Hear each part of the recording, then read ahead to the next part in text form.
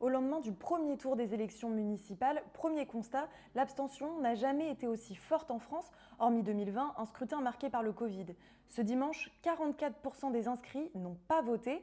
En 2014, ce taux n'avait pas dépassé 36% et dans les Alpes-Maritimes, on s'inscrit clairement dans cette tendance avec 45% d'abstention.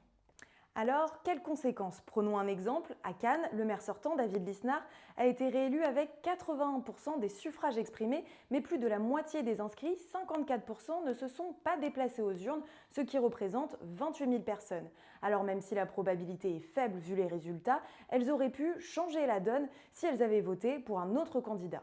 Pour Cannes, la partie est jouée comme pour la majorité des communes des Alpes-Maritimes où un candidat a été élu dès le premier tour. Mais l'abstention, elle va être au cœur du second tour pour d'autres villes comme à Nice où elle a atteint 48%. Et on le voit depuis l'annonce des résultats, les candidats qualifiés veulent aller chercher les abstentionnistes. Éric Ciotti et Christian Estrosi appellent à la mobilisation. À qui peut-elle profiter? Selon les sondages Ipsos pour France Télévisions, les abstentionnistes sont surtout des jeunes. Seulement 40% des 25-34 ans ont voté et les catégories socio-professionnelles populaires, 45% des ouvriers, se sont déplacés. Des électorats qui votaient traditionnellement à gauche mais qui dans les derniers scrutins ont largement poussé le score du Rassemblement national. À Nice, les abstentionnistes représentent 100 000 personnes. Elles pourraient clairement faire basculer le second tour, mais si l'on suit la logique des derniers scrutins, au second tour, encore moins de votants s'étaient déplacés qu'au premier.